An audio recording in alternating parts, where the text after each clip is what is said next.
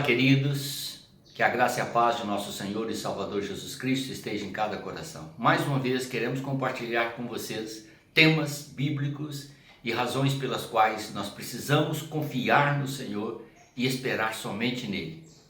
Há uma questão muito popular que é levantada sempre, que é: onde está o teu Deus?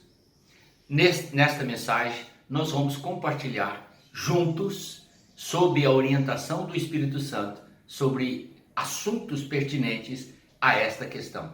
Você, meu convidado, reúna sua família e vamos juntos compartilhar de um culto de adoração a Deus, com a palavra sendo direcionada aos nossos corações. Seja bem-vindo, em nome de Jesus.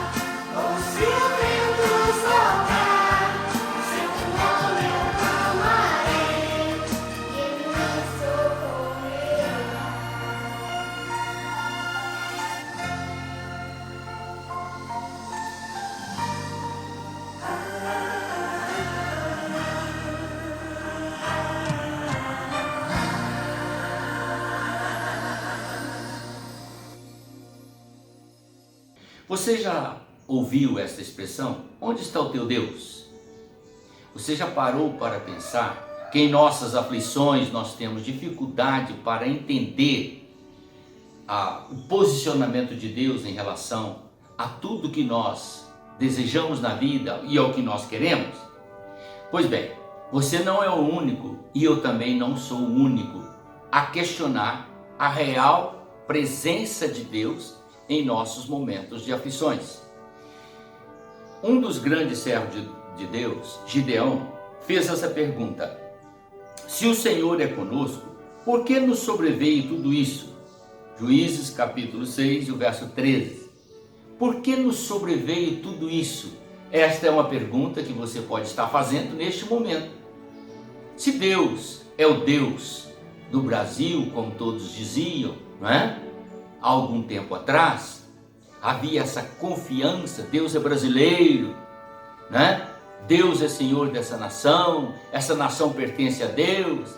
Se todas essas palavras, essas afirmativas que nós ouvíamos dentro dos quatro cantos de nossa nação eram verdadeiras, por que então nós agora temos esta mortandade contínua e temos essa aflição tão grande diante de nós?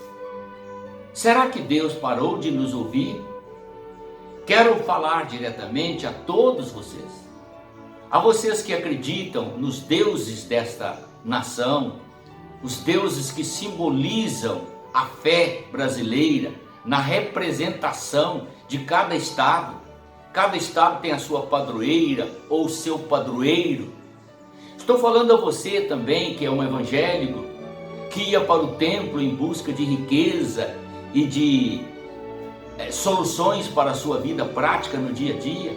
Estou falando também para você, cujo coração está mais firmado na palavra, que está atento, sempre esteve atento a tudo, e você conquistou uma certa posição diante de Deus e agora está prestes a perder tudo. Temos ouvido e visto pessoas declararem que suas lojas estão falindo, as empresas estão falindo. Aquilo que eu conquistei com grande esforço, com grande batalha, vai sumir tudo. Onde está Deus que eu servia, o Deus que eu exaltava? Onde Ele está? Como que eu posso me comportar diante de uma situação dessa? Querido, esta foi a pergunta de Gideão. Se Deus é conosco, por que nos sobreveio tudo isso? Por que enfrentamos essas dificuldades? A situação de Gideão era muito triste. O povo estava escondido nas cavernas por causa dos seus opressores, semelhante à nossa situação de hoje, que estamos recolhidos dentro de casa, não estamos nas cavernas, mas é como se fosse uma caverna. A situação não é diferente. Quando o anjo de Deus apareceu a Gideão e disse para ele se levantar, que Deus traria libertação. A questão, querido, não está muito em Deus, não. A questão está mais em nós. Porque é o comportamento nosso que leva as coisas ruins a acontecerem. É o excesso de maldades, é o excesso de descaso para com Deus que leva com que as coisas más venham sobre nós. E eu quero que você então participe de uma outra expressão. Elias, o grande profeta de Deus, que eu tenho uma visão sobre Elias extraordinária. Quando eu leio a palavra de Deus, não é só eu não. Pedro também citou que Elias era um homem que fazia coisas que todos ficavam perplexos diante da sua fé, da sua capacidade. Você já parou para pensar num personagem, um ser humano igual eu e você, que orou ao Senhor e por 3 anos e 6 meses não choveu sobre a terra? E depois ele orou ao Senhor e Deus pôs uma nuvem no céu do tamanho da palma de uma mão, num céu limpo que não havia nenhuma nuvem há 3 anos e 6 meses. E aí surge uma nuvem lá no horizonte do tamanho da palma de uma mão humana. E este homem vai até o rei e diz a ele: Prepare-se, majestade, porque vem chuva e muita chuva. Pegue a sua carruagem e volte rápido para o seu castelo. Isso é muita fé, não é? É muita fé e muita intimidade com Deus. Pois bem, agora eu vou te falar a frase que Elias falou diante do Senhor. Olhe bem: toma agora, ó Senhor, a minha alma, pois não sou melhor do que meus pais. Sabe por quê que ele falou isso? Porque é assim que aconteceu todos esses fatos que eu acabei de te falar. Extraordinários, miraculosos, grandiosos. Elias foi ameaçado de morte por uma rainha, por uma mulher. Não estou aqui menosprezando a mulher, mas estou dizendo aqui, uma mulher má, perversa, incrédula, uma mulher que não adorava a Deus, uma mulher que adorava imagens de escultura, que prestava seus cultos a imagens de escultura.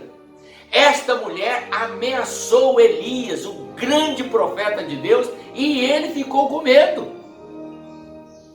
Para você ter uma ideia, querido, o medo, quando toma conta da sua vida ou da minha vida, não é uma coisa para estranharmos, não. Nós somos insignificantes, nós somos frágeis, nós somos fracos. É normal ter medo. Mas o medo deveria nos levar a Deus e não aos homens. O grande erro nosso, no nosso país, é que nós estamos vivendo uma pandemia, nós estamos vivendo um período crítico financeiro, nós estamos passando por dificuldade em vários ângulos da vida e nós estamos recorrendo a homens. Esperamos, uma parte da população espera que o Bolsonaro seja o Messias, que seja o salvador da nação, enquanto que outra parte anseia pela queda dele para que outro se levante e possa trazer soluções para o país. Na verdade, querido, nenhum ser humano tem soluções que verdadeiramente possam nos satisfazer. Toda a nossa esperança tinha que ser lançada no Senhor. Elias cometeu o mesmo erro que eu e você cometemos, apesar de ele ter uma intimidade profunda com Deus, mas ele vacilou neste momento quando teve a sua vida ameaçada. E é exatamente o que fazemos quando sentimos o perigo, quando sentimos o medo. Nós ficamos recuados e procuramos sair pelas laterais em busca de uma ajuda, alguém que nos estenda a mão, ao invés de nós voltarmos o pensamento para o Senhor e sabemos que Ele é Deus, mesmo que não esteja nos falando naquele momento, é dele que virá a nossa salvação. Está entendendo? Então mais tarde o Senhor aparece a Elias e mostra para ele tudo o que ele deveria fazer. Dá a ele toda a direção, detalhe por detalhe. Esse Deus é glorioso e vale a pena você se dedicar a Ele. Também nós temos, até na própria expressão de Jesus, uma ideia. Onde está o teu Deus? Apesar de que ele sabia, porque Jesus na cruz diz assim: Deus meu, por que me desamparaste? Olha, querido, há momentos que a gente fica sozinho mesmo. Aí você pode até entrar em pânico e achar que isso é um absurdo, mas não é um absurdo, é a forma de Deus trabalhar. Deus não faz o que nós queremos, Ele tem o seu projeto de vida, Ele faz aquilo que lhe apraz. E nós temos que compreender isso é viver pela fé. Viver pela fé, viver confiando que Deus tem o controle de todas as coisas. Nós costumamos ver essa frase postada no Face todos os dias. Deus sabe o que faz, Deus é o Senhor da minha vida, Deus tem o seu tempo, mas as pessoas falam com a boca, mas não creem no coração, e o que Ele espera que nós criamos no coração. O salmista Davi se sentiu preso por um laço e o Senhor o resgatou, e a expressão dele foi essa: não fosse o Senhor que esteve ao nosso lado, nos teria engolido vivos quando a sua ira se acendeu contra nós. Davi se sentiu que verdadeiramente o único socorro possível a um homem em aflição é Deus. No outro texto ele diz assim: salvou a nossa alma como um pássaro dos laços dos passarinheiros, quebrou-se o laço e nós nos vimos livres para servi-lo. Querido, quando você confia em Deus, seja no momento de alegria, seja no momento de festa, seja no momento de riqueza, de prazer, seja num banquete, mas seja também no momento de aflição, você não tem que reclamar, você tem que confiar, crer e ter a certeza de que Deus é a resposta para a sua ansiedade, para as suas dificuldades financeiras ou não. Ontem um irmão me ligou e pediu orientação sobre uma mudança de emprego. Eu sempre tive dificuldade com isso. Não é fácil. Você está trabalhando no local e uma outra empresa te faz uma oferta de trabalho. O que você faz? Permanece naquela ou deixa aquela e vai para outra? Isso não é fácil de se fazer, é difícil. Você precisa realmente ter a direção de Deus. Sabe como você consegue entender a direção de Deus? É quando você não precipita. Você tem que fazer teste, fazer provas diante do Senhor e diante da pessoa. Se a pessoa verdadeiramente está sob a direção de Deus que te convida, Ele vai te propor algo que o seu coração vai se alegrar. Agora, não é alegrar na ambição, mas é alegrar na segurança, é alegrar na oportunidade que você sente a direção do Espírito de Deus. São coisas minuciosas, delicadas, sensíveis, mas só tem valor positivo quando você coloca o coração diante do Senhor e pede a Ele: Senhor, vou colocar isso diante de Ti. Se suceder, é a Tua vontade. Mas é bom até você fazer essa oração em espírito, porque o inimigo pode ouvir a sua palavra, mas não pode ler o seu pensamento. E quando você faz em espírito, só Deus toma conhecimento. E Jesus disse assim: entra no teu quarto, fecha a porta, fale a sós com o Senhor. Em segredo Ele te ouvirá e em segredo Ele te trará a resposta. Ninguém vai tomar conhecimento daquilo que Deus falar ao seu coração, mas você vai ter convicção absoluta que Ele te orientou. E quando você tomar a decisão, não importa as adversidades que virão na frente, você tomou a decisão, tenha ciência de que Deus te cuidou e Deus zelou por você. Está entendendo? E aí você abraça com toda a força, com toda a determinação e toda a coragem, porque Deus, quando orienta, Ele orienta para o seu bem. Quando Deus nos põe à prova, é algo muito importante para nós. Significa que o Senhor nos ama e que Ele confia em nós. Em certos momentos de nossa vida, é comum o Senhor fazer isso. É como se Ele não estivesse nos ouvindo. Você faz a oração e parece que a oração ficou no vazio. Ela não foi até o trono de Deus. Mas tem momentos que você fala e você sente a presença de Deus juntinho de você, não é assim? Então eu vou te falar uma coisa: quando você começar a falar com Deus e a resposta não vier imediatamente, não pense que o Senhor te abandonou. Ao contrário, persista em suas orações, porque o nosso Deus trabalha em silêncio. E quando Ele não está falando, é porque Ele está te colocando à prova, para ver se você realmente é fiel, para ver se você realmente consegue permanecer firme na presença dEle, independente da real manifestação dEle na sua vida. Tem gente que precisa de ouvir um manifestar de Deus todo dia para ser fiel a Ele. Se não tiver um barulho, uma coisa que movimenta nele, que o leva à emoção, ele desfalece na fé. Isso não é fé, querido. Isso é comodismo, isso é interesse próprio.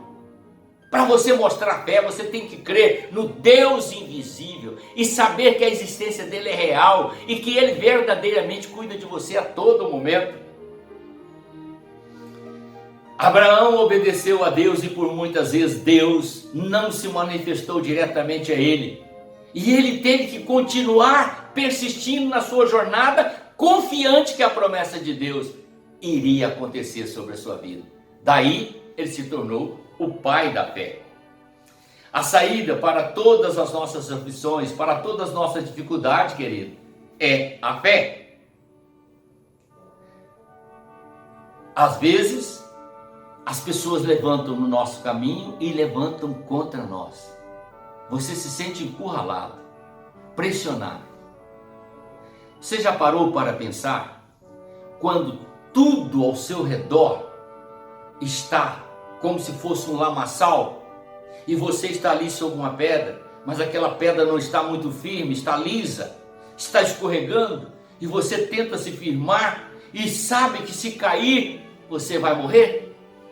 Dá uma completa insegurança, você se sente só, abandonado, mas você não está só. Olhe para Jesus Cristo, olhe para Deus, porque Ele está pronto para ouvir o seu clamor e o que Ele espera de você é contínua permanência na frente dEle como servo, que você não vacile, que você não deixe de crer que Ele tem cuidado de você. A obediência pela fé nos leva a entender os caminhos e a sabedoria de Deus. Eu quero que você entenda isso. A obediência pela fé nos leva a entender os caminhos e a sabedoria de Deus. Porque quando você não obedece, você está simplesmente, quando você não tem fé no Deus invisível, você está apenas concordando com aquilo que todo mundo sabe, que é o lógico da vida. O sol está belo hoje, que maravilha. O sol está no seu curso natural. Olha a lua, que linda. Você não está vendo Deus nisso, está? Você está simplesmente concordando com o que todos sabem. Está ventando, todo mundo sabe. Entende? Está chovendo, vai chover, todo mundo está vendo. Não é você concordar que mostra fé.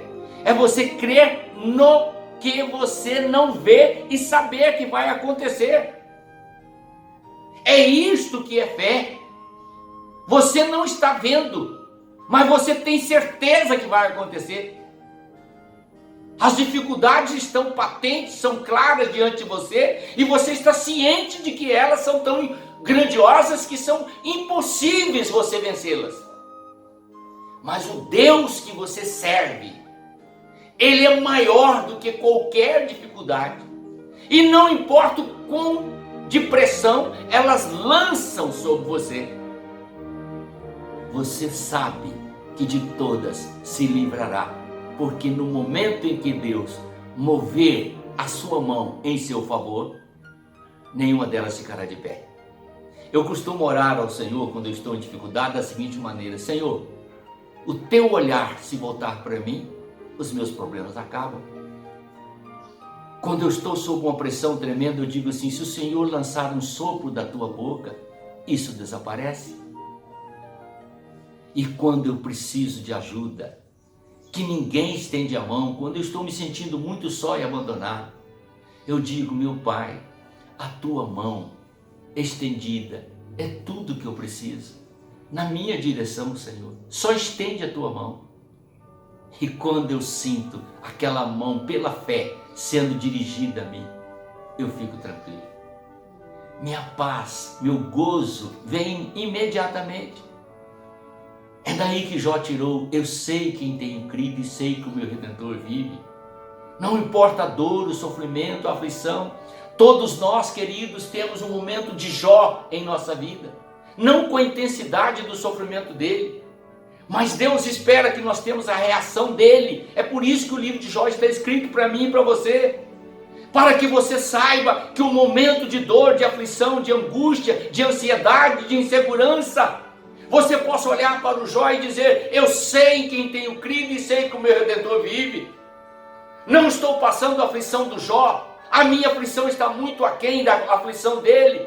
Mas assim como Jó foi contemplado por Deus e recebeu tudo o que ele precisava e além do que ele precisava, o Senhor também fará o mesmo comigo, se eu permanecer fiel na presença dele. Está entendendo? Tudo é uma questão de fidelidade, é uma questão de teste. E você não pode esquecer isso. Por isso que a palavra de Deus nos diz: aquietai-vos e sabei que eu sou Deus, sou exaltado entre as nações, Sou exaltado na terra. Salmo 46, verso 10. Aquietai-vos e sabei que eu sou Deus. Deus nunca o deixará, nem o desamparará. Guarde no seu coração, meu querido. Jesus disse assim: aquele que vem a mim, de maneira nenhuma eu lançarei fora. Ele nunca vai lançar você fora, se você for a Ele.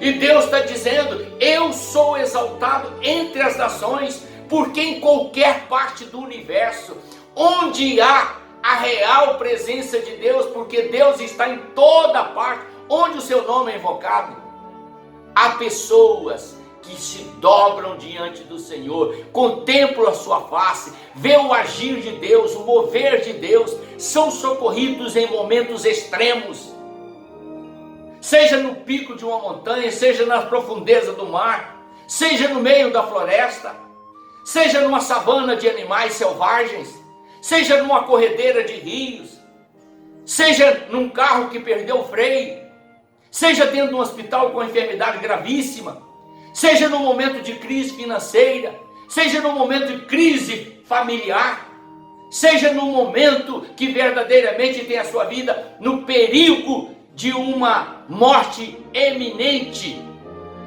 sempre há a mão de Deus socorrendo aqueles que clamam por Ele, que pedem a Ele o socorro imediato, e Ele é Deus fiel que não desampara aqueles que nele confiam. Se formos buscar na terra pessoas que glorificam o Senhor, você não terá tempo para ouvir. A sua vida será muito curta. Se você viver 100 anos, não conseguirá ouvir o testemunho de todas as pessoas, porque são milhões de pessoas que já foram contempladas com a real presença de Deus no socorro imediato. E a estes é dado o conhecimento do Deus vivo e poderoso. Quero que você entenda, o nosso socorro está no nome do Senhor, Criador do céu e da terra. Salmo 124, verso 8. Se você verdadeiramente crê neste versículo, o meu socorro vem do Senhor, que fez o céu e a terra. Quando alguém questionar a você, onde está o teu Deus? Por que você está orando se Deus não está te ouvindo? Por que você está clamando se Deus não está te respondendo? Responda para ele: o meu socorro vem do Senhor, que fez os céus e a terra. A minha fé não vai vacilar, a minha confiança nele não vai vacilar, a minha permanência na presença dele não será alterada, porque ele sabe o que faz. Não importa o futuro dessa questão que eu estou lançando diante dele, importa sim que Ele é Deus na minha vida enquanto eu estiver na terra, e será meu Deus por toda a eternidade. Quer eu viva, quer eu morra, quer eu sirva com amor e dedicação, e quer eu não tenha a oportunidade de servi-lo por uma questão maior, que foge da minha força, da minha vontade, o Senhor continuará sendo Deus da minha salvação. Se você confiar no Senhor, meu querido, você poderá dizer esta expressão: quando você estiver preso no laço, olhe para Jesus, porque Ele disse com a sua própria palavra, se você confiar nele, será como um passarinho que fugiu do laço daquele que o queria pegar. Ele lhe dará o poder para resistir. Ouça a voz dele dizendo: este é o caminho, ande por ele. Sabe qual o grande problema nosso, querido? Sabe qual o grande problema que nos aflige? Sabe qual o problema que está afligindo a nossa nação? Nós estamos numa guerra política, uma guerra de ideologia. Nós não estamos preocupados verdadeiramente com a vida, porque a vida procede de Deus. E teríamos que estar preocupados em fazer a vontade dele, e não buscar o funcionamento das nossas ideologias. Pensamos tanto em coisas. Vocês pararam para ver e pensar que o movimento que foi feito na terra por causa da morte daquele senhor lá da Inglaterra, dos Estados Unidos? Vocês já pararam para pensar se ao invés de toda a nação brasileira e o mundo voltasse os olhos para a morte daquele homem, voltasse a morte para o número de pessoas que estão morrendo nos hospitais. Morrendo nos hospitais e nas casas, são milhares de pessoas todos os dias morrendo, famílias e famílias chorando a perda dos seus queridos. Ninguém faz mobilização contra o pecado, ninguém. Vamos nos mobilizar contra o pecado. Qualquer pessoa que comete pecado ou desobediência ao nosso Deus, nós vamos exigir que ele se retrate, que ele peça perdão a Deus, que ele se humilhe perante Deus.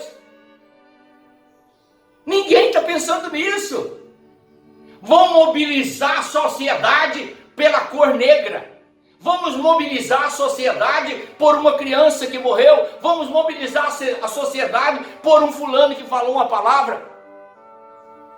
Vamos mobilizar a sociedade para tirar o presidente. Vamos mobilizar a sociedade para resolver isso e aquilo.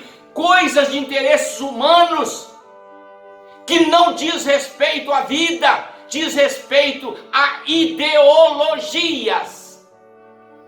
Querido, todo ser humano devia estar preocupado com os pecados que cometem diante de Deus, porque Ele é o Senhor da vida. Ele pode dar vida e vida abundante a todos.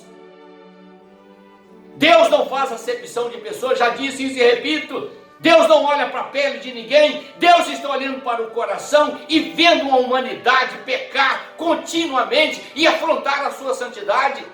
É isso que Ele está dizendo a você e a mim. Volte para o Senhor, porque ainda há tempo de buscar a sua face.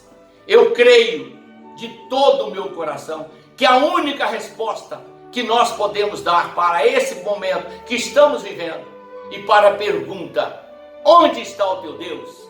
É esta: o meu Deus continua firme no governo de todo o universo.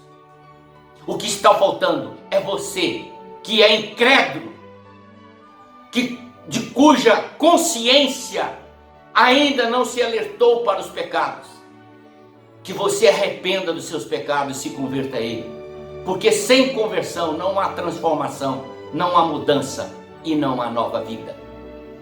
Portanto, querido, a pergunta é feita: onde está o teu Deus?